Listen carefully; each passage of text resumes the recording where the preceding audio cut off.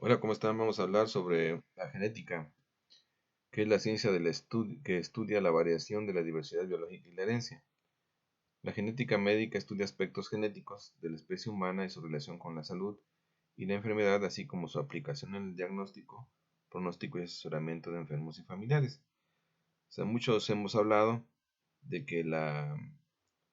veces hemos hablado, perdón, que la genética médica pues da el estudio de las enfermedades autosómicas dominantes, autosómicas recesivas y ligadas al cromosoma X. Eh, Tenemos varias personas que han contribuido al desarrollo de la genética y la biología molecular, como es el caso de Charles Darwin en el 1859, George Mendel, que estableció las leyes mendelianas de la herencia, y Mieshner, que descubrió el DNA y le llamó nucleína. Aquí están unos investigadores que contribuyeron al éxito de la biología molecular actual, ¿sí? De hecho, pues se establecieron lo que se llama las leyes de la biología molecular, ¿sí? Ellos fueron Francis Crick, James Watson, Marius Wilkins y Rosalind Franklin, los cuales descubrieron la estructura del DNA. El dogma central de la biología molecular está basado en que el DNA, por medio de transcripción, dará RNA y polimerasas, ¿verdad? RNA polimerasas. Este RNA, por medio de traducción, dará proteína. Este era el dogma central de la biología molecular hasta que los retrovirus vinieron a alterarlo, en el cual dicen que los retrovirus insertan su genoma, son de RNA, se transcriben a DNA y ese DNA se inserta en el genoma humano. Y luego ese DNA puede dar RNA otra vez viral y luego ese RNA viral se empaquetará en los virus. Aquí vemos una doble cadena de DNA del artículo original de Watson y Crick, en el cual se dan cuenta que aquí tiene los fosfatos por un lado, es una sola cadena, estos son los azúcares, estas son las bases. Estas bases formarán puentes de hidrógeno. Adenina y timina formarán dos puentes de hidrógeno y citosina y uracilo, citosina y guanina formarán tres puentes de hidrógeno. ¿Okay?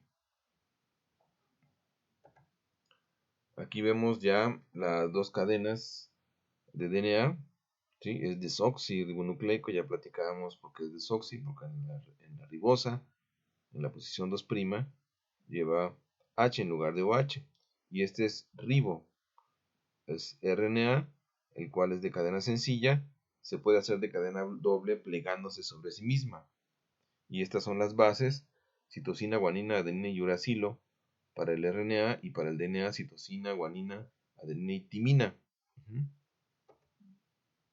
Entonces, el nuevo concepto del dogma central de la biología molecular, el cual el DNA puede autorreplicarse, ¿sí?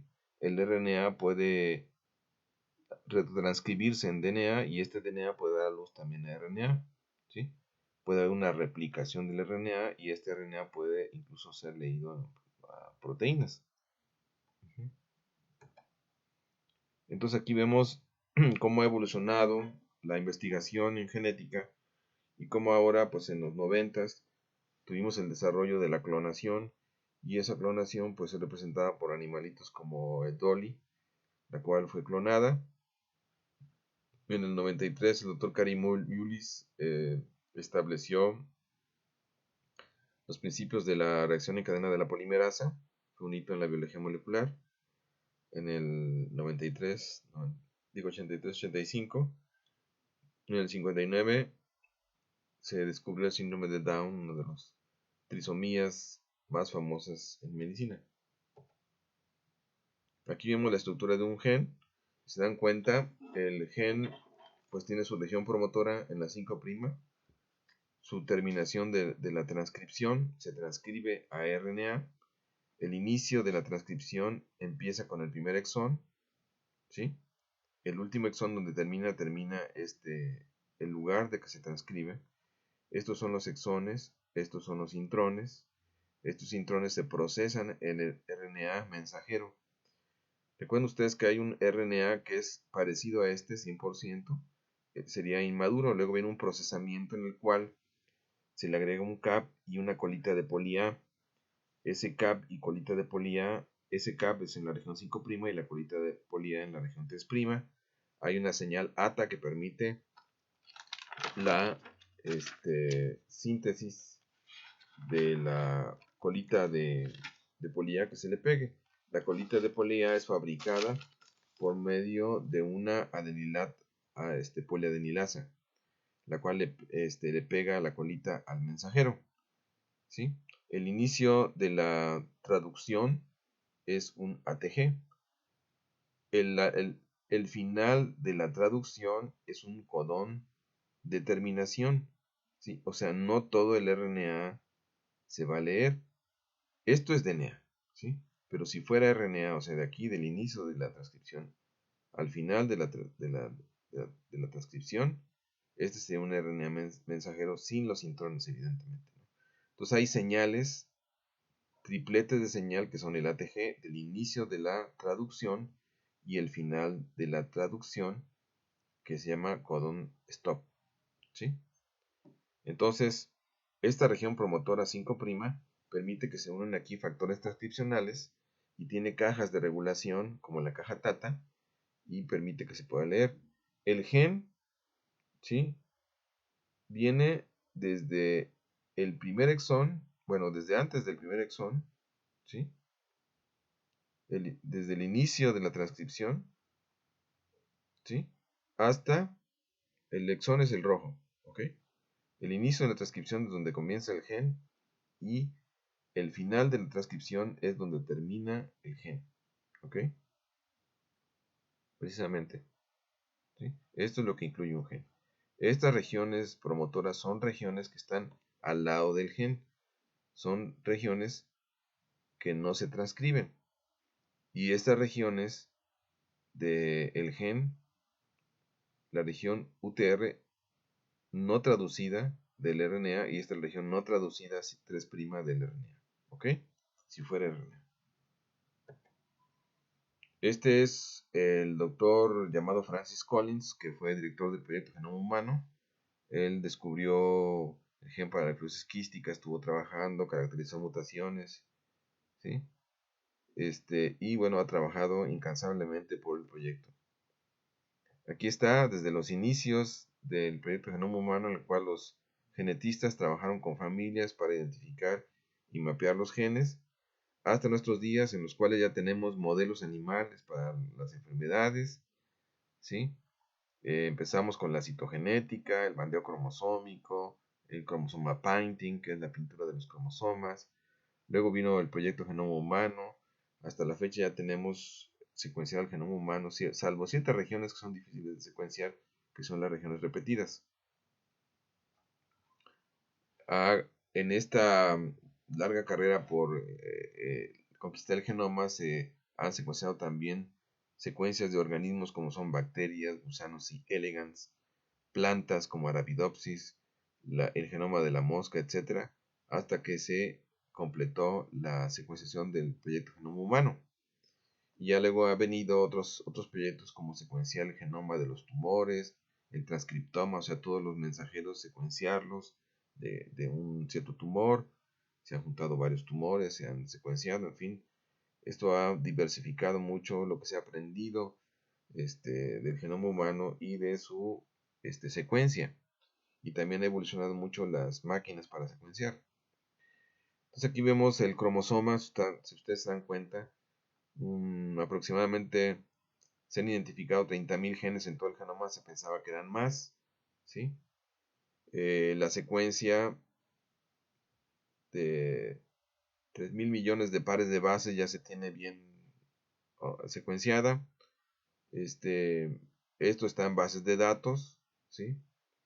Esto ha permitido hacer herramientas de análisis de datos y también a la par se han venido corrientes como son de pensamientos éticos, legales y sociales acerca del genoma humano, ¿verdad? Luego platicaremos al respecto, les voy a mandar un video, yo creo, para que vean estas partes bioéticas. Entonces los humanos tenemos pocos genes y la gran pregunta cómo es que organismos como el maíz, el arroz, tengan tantos genes. Por ejemplo, el gusano C. elegans tiene 19.500, muy cercano al humano, y la mosca de la fruta 13.600. Entonces la gran pregunta, ¿por qué razón? Y esto se debe a que cada gen en el humano es capaz de codificar diferentes mensajeros. Hay isoformas de mensajeros generados por splicing alternativo que han diversificado cada gen del humano. Entonces aquí está un resumen: 3.000 millones de pares de bases, de 20 a 25.000 genes. Muchos no se sabe para qué trabajan. Mucho del genoma es no codificante. Recuerden que hay muchas secuencias que son pseudogenes, otros son genes saltarines que les llaman, ¿sí? Y el 99.9% es idéntico entre individuos, etcétera, ¿no? Tenemos SNPs, tenemos 10 millones de SNPs, que son cambios en una sola secuencia de un solo nucleótido, pues. ¿Sí? Estos SNPs tenemos 10 millones, ¿sí? Hay polimorfismos humanos, ¿verdad? En la cual hay cambios de una sola base, es un cambio de la secuencia de DNA en donde al menos dos secuencias diferentes pueden estar presentes. Cada secuencia presente en al menos 1% de la población sin asociarse en forma directa con el desarrollo de una enfermedad es un polimorfismo, o sea, no da enfermedad. Una mutación, si es una mutación, es muy rara, es menos del 1% en la población y sí afecta al humano, ¿verdad? Estos polimorfismos se han asociado con algunas enfermedades como predisposición al lupus, predisposición a las alergias, que un medicamento no haga efecto en un paciente o el efecto esperado, etc. Los polimorfismos tienden a modificar las respuestas y las enfermedades, ¿sí? Los SNPs codificantes se localizan en la secuencia codificante, pueden modificar o no la cadena de aminoácidos de las proteínas. Los enigmas codificantes se encuentran en regiones intrónicas como son la 5' no traducida, 3' no traducida, la región promotora, consecuencias en el proceso de traducción, en el splicing, en el factor transcripcional, etc. ¿Sí? Entonces, pueden afectar fenómenos de splicing, ¿sí? Pueden afectar la unión de factores transcripcionales, pueden afectar los sitios de unión del RNA también, o de poliadenilación. La complejidad del genoma no radica en el número de genes, sino en la interacción entre ellos. Hay genes reguladores, genes con más de una función, moléculas reguladoras como son del DNA, del RNA, del mensajero, del siRNA. La mayoría de los genes son polimórficos. Hay variabilidad genética. Hay estrategia biológica para la evolución. Hay estudios, ¿verdad?, del proyecto Genoma Humano. Y estos proyectos, como les digo, han llevado a definir muchos genes del cáncer. Se sigue estudiando, se sigue aumentando. Hay varios bases de datos para los SNPs, para las enfermedades genéticas, que es el OMIM. ¿Sí? El proyecto Genoma Humano pues ha reunido un montón de genes, que es una pila de genes que está aquí. El problema es ahora analizarlos, ¿verdad?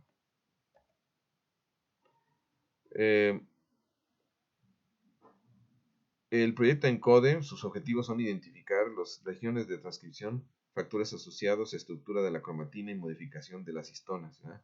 Este proyecto tiene esta misión y para eso pues fue necesario inventar técnicas diferentes, por ejemplo aquellas que nos detecten regiones metiladas, desmetiladas, aquellas nos detecten en qué momento la célula tiene los genes unidos a las histonas fuertemente, relajados, unidos a factores transcripcionales. Todo esto pues es muy complejo, ¿verdad?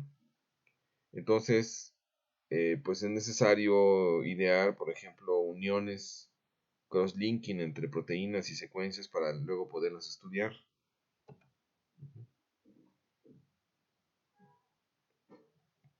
Entonces, vamos a hablar sobre la regulación genética. La regulación genética comienza con el DNA y la cromatina, si es cromatina apretada y relajada, si es eucromatina está relajada, si es heterocromatina está apretada, ¿sí? La transcripción, la regulación a nivel transcripcional, ¿sí? De factores transcripcionales del pRNA, su salida del núcleo, ¿sí? Fenómenos de splicing alternativo, que nos puede dar dos exones en un gen de 3 exones o 3 exones diferentes pegados, o el exón 2 y el 3. La estabilidad del RNA, hay regulación a este nivel, hay regulación a nivel de la traducción, hay regulación de la proteína y de las modificaciones post-traduccionales, o sea, modificaciones a la proteína, porque ustedes saben que las proteínas pueden degradarse ya sea por el proteosoma o ya sea por la microautofagia. Entonces, vamos a puntualizar cuáles serían las, los niveles en los cuales se regula un gen o la expresión. Primero, hay modificaciones globales y locales de la cromatina, sería la número 1. Número 2, estado de metilación del DNA. Número 3, iniciación de la transcripción. Se regula por actividades y represores transcripcionales. Número 4, elongación se puede determinar por terminación prematura. Esto genera transcritos truncados. Número 5, se puede generar por splicing del pre-RNA. ¿Sí? Número 6. El transporte núcleo citoplásmico evita la expresión de transcritos aberrantes o defectuosos. Número 7. Controla el nivel de la traducción, como el RNA de la transferrina, por ejemplo. Y número 8. Control de la estabilidad del RNA mensajero. ¿Sí? Y luego las proteínas, su control posttraduccional o modificaciones posttraduccionales que regulan el producto. Entonces, puede haber regulación positiva en la cual viene un activador y expresa un gen. No hay activador, pues no hay expresión. Puede haber un represor, no hay expresión del gen. No está el represor, hay expresión del gen. Es una regulación negativa. Y acá al principio es una regulación positiva con un activador que puede ser un factor transcripcional.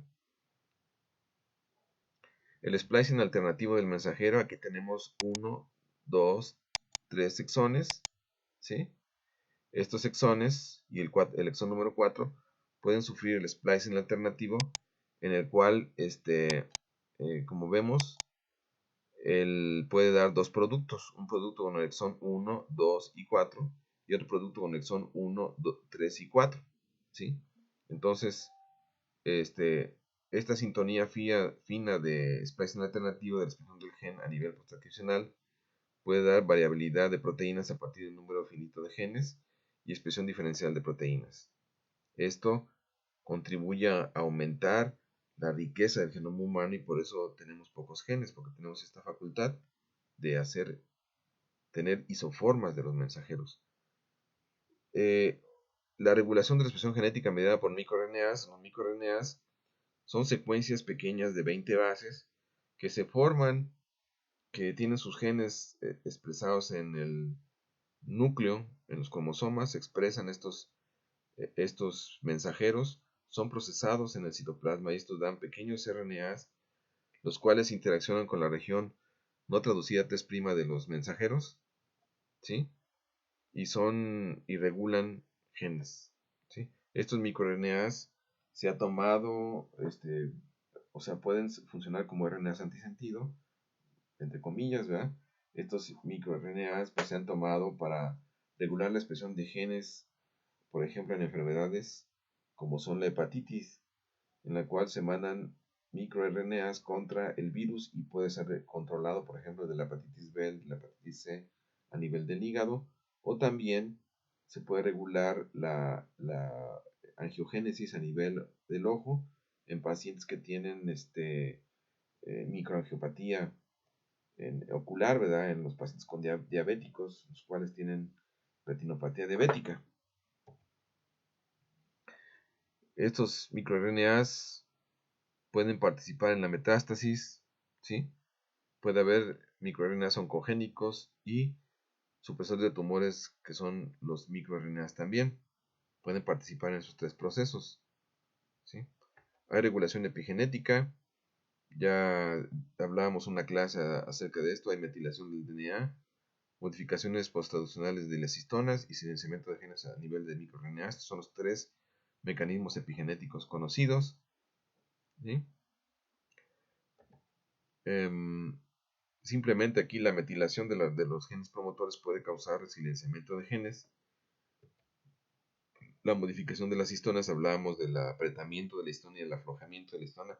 El aflojamiento de la histona por acetilación de las histonas genera expresión de genes, y la desacetilación de las lisinas de las histonas genera silenciamiento de genes.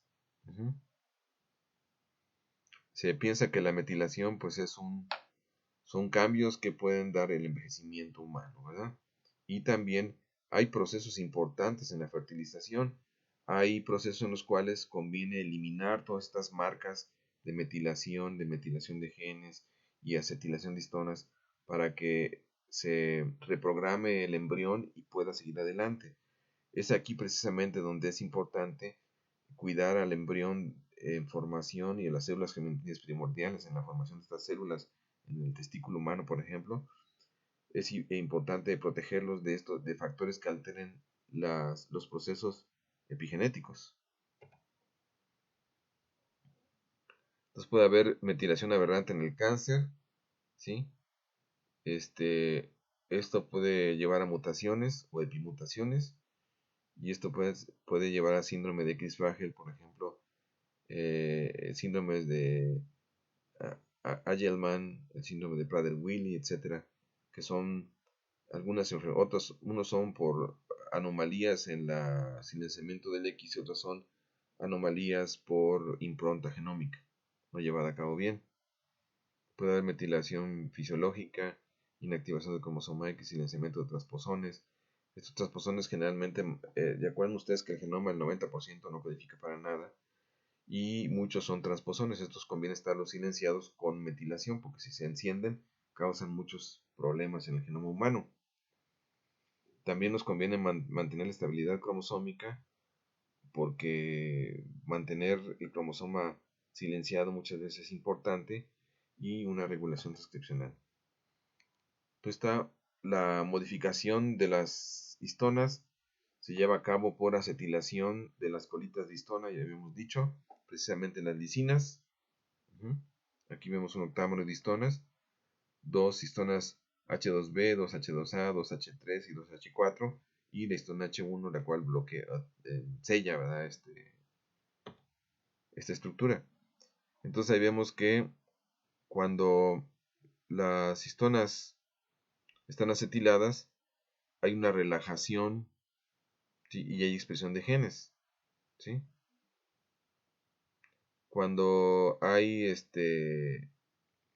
histonas hipermetiladas, hay un silenciamiento. Cuando hay deacetilación de histonas, recuerden ustedes que hay un silenciamiento de genes. Muchos de esos son antioncogenes. En el cáncer le conviene tener a los genes silenciados, ya sea los metila, ya sea desacetila las histonas. Los microRNAs también van y se unen en la región. Aquí está el CAP, el inicio del mensajero, y la región 3'. Aquí se le pega esta pequeña estructura en rosa. Esta es el microRNA. El microRNA es procesado, ¿sí?, por una enzima que se llama Dicer, en pequeños fragmentitos de 20 y tantas bases, 22, 23 bases, que se unen a la región 3' no traducida de los mensajeros que quieren regular, y esto permite pues regular genes, en este caso la expresión.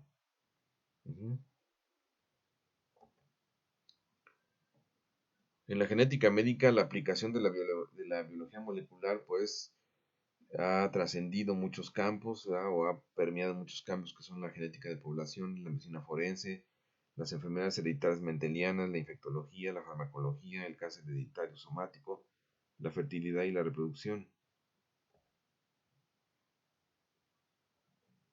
Eh, Hay una gran pregunta: ¿cómo estudiar las enfermedades hereditarias? ¿Sí? Em, Como ven, se le ha invertido muchos millones de dólares al genoma humano. ¿Sí? Hay bases de datos ya, el OMIM, el proyecto que es más importante. ¿Sí?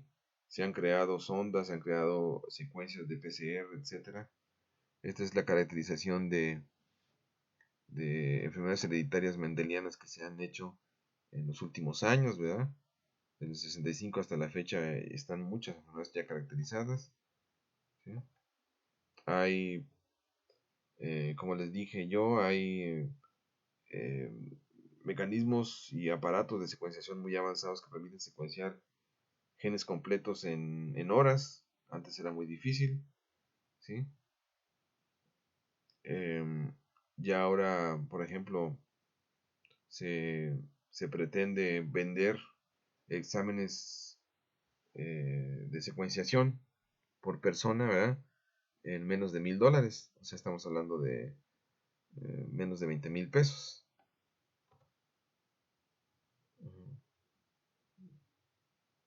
Entonces hay varias eh, aplicaciones de y las secuencias de datos, ¿verdad? Nos permite secuenciar grupos latinos, europeos, sudafricanos, asiáticos y otros, ¿verdad? Y tener eh, estos datos en fuentes de información, bancos de información, y esto nos permite generar grupos de control, herramientas indispensables para interpretar variantes, ¿no? Esta información, ¿cómo se utilizaría? Bueno, para consulta de los médicos, de los genetistas, de los biólogos moleculares, de la gente que esté trabajando con los genomas. Bueno, pues esto es parte del curso. Este es el primer video. Les mandaré otro más. Espero que los aprovechen, sigan leyendo en su libro. Seguiremos adelante el día de mañana. Y yo creo que para el viernes próximo será el examen, entonces ya platicaremos al respecto. Que tengan una buena tarde, una buena noche. Mucho gusto.